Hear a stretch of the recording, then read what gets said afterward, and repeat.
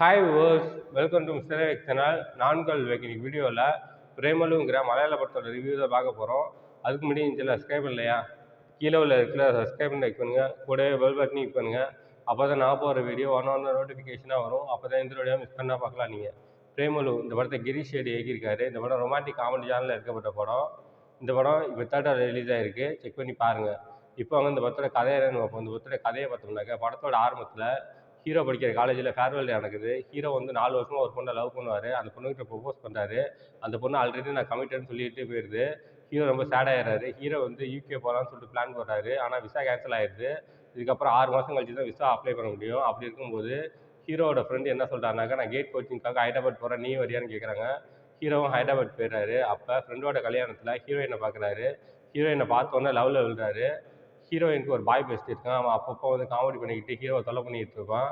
இதெல்லாம் மீறி ஹீரோ வந்து ஹீரோயின்ட்ட லவ் ப்ரொபோஸ் பண்ணாரா இல்லையா, இவங்க 2 பேர் லவ் சக்ஸஸ் ஆனிச்சா இல்லையா, இதுக்கப்புறம் அந்த சுவாரஸ்யமான விஷயங்கள்லாம் படத்தோட மொத்த கதையே. இந்த படம் 2 hours 35 minutes வருது. ஃபஸ்ட்டு ஒரு 1.25 மணி நேரம் ரொம்ப ஸ்லோவாக பொறுமையாக போகும். உங்கள் பொறுமையை ரொம்ப சோதிக்கும். அதெல்லாம் உட்காந்து பார்த்துட்டிங்கனாக்கா லாஸ்ட்டு ஒரு 45 minutes வந்து படம் தரமாக இருக்கும். நம்ம கொடுத்த காசுக்கு ஒர்த்துடா அப்படின்னு சொல்கிற மாதிரி இருக்கும் அந்த லாஸ்ட்டு 45 minutes. இந்த படத்தில் காமெடியெல்லாம் ரொம்பவே நல்லா ஒர்க் அவுட் ஆகிருக்கு. அந்த பாய் பெஸ்டிங்கிறவன் அடிக்கடி வந்து காமெடி பண்ணுவான், கிரிஞ்சு பண்ணுவான். அதெல்லாம் பார்க்கும்போது நல்லாயிருக்கும். கிளைமேக்ஸில் வந்து லாஸ்ட் ½ அன் ஹவரில் ஹீரோ வந்து ஒரு கல்யாணத்தில் சரக்கு அடிச்சுட்டு அந்த பாய் பெஸ்ட்டு காமெடி பண்ணுவார். அதெல்லாம் பார்க்கும்போது செம்ம அல்டிமேட்டாக இருந்துச்சு, சூப்பராக இருந்துச்சு. இப்போ அந்த படத்தோட பாசிட்டிவ்ஸ் அண்ட் நெகட்டிவ்ஸ் இதெல்லாம் இந்த படத்தோட ஃபர்ஸ்ட் பாசிட்டிவ் அப்படின்னாக்கா பெர்ஃபார்மன்ஸ் தான். இந்த படத்தில் ஆச்சும் பெர்ஃபார்மன்ஸ் ரொம்ப நீட்டாக இருந்துச்சு. குறிப்பாக ஹீரோட பெர்ஃபார்மன்ஸ். இந்த படத்தில் ஹீரோ வந்து நடிச்சிருக்காருங்கிறத விட வாழ்ந்துருக்காருன்னு சொல்லலாம். ஏன்னா அந்த அளவுக்கு ரொம்ப ரியலிஸ்டிக்காக ஆக்ட் பண்ணியிருக்காரு. சூப்பராக பண்ணியிருக்காரு ஹீரோ. ஹீரோட ஆக்டிங் ரொம்பவே நல்லா இருந்துச்சு. ஹீரோயின் இந்த படத்தில் ஹீரோயின் வந்து ஐடியில் ஒர்க் பண்ணுவாங்க. அவங்களோட ஆக்டிங் ரொம்ப நல்லா இருந்துச்சு. இந்த படத்தில் அவங்களும் இந்த படத்தில் நடிச்சிருக்காங்கன்றத விட வாழ்ந்துருக்காங்கன்னு சொல்லலாம். அந்த அளவுக்கு ரியலாக ஒரு ஐடியில் வேலை பார்க்குற பொண்ணு எப்படி இருப்பாங்களோ அதே போல் ஆக்ட் பண்ணியிருக்காங்க. அவங்களோட ஆக்டிங்லாம் ரொம்பவே நல்லா இருந்துச்சு. அடுத்தது பாய் பெஸ்டியாக வரவன், அவன் தான் நெகட்டிவ் ரோல் ஹீரோவுக்கு. இப்போ நிறையா காமெடி பண்ணுவான். அந்த காமெடியெல்லாம் உண்மையிலே ஒர்க் அவுட் ஆகிருந்துச்சு. அவனோட ஆக்டிங் ரொம்பவே நல்லா இருந்துச்சு. அடுத்து ஹீரோவோட ஃப்ரெண்டோட ஆக்டிங் ரொம்பவே நல்லா இருந்துச்சு. கொடுக்கப்பட்ட ரோல் டீசெண்டாக பண்ணிட்டாங்க. அடுத்து ஹீரோயினோட ஃப்ரெண்ட்ஸ் அவங்களோட ஆக்டிங் ரொம்ப நல்லா இருந்துச்சு. கொடுக்கப்பட்ட ரோல் டீசெண்டாக பண்ணிட்டாங்க. இந்த படத்தோட செகண்ட் பாசிட்டிவ் அப்படின்னாக்கா காமெடி தான். இந்த படத்தில் காமெடியெல்லாம் ரொம்பவே நல்லாவே ஒர்க் அவுட் ஆகிருந்துச்சு. ஹீரோ வந்து ஃபஸ்ட் டைம் ஹீரோயினை பார்க்கும்போது அப்போது ஒரு கல்யாணத்தில் தான் மீட் பண்ணுவார். அப்போ வந்து அங்கே நடக்கிற பாய் பெஸ்டியோட காமெடியெல்லாம் சூப்பராக அல்டிமேட்டாக இருந்துச்சு.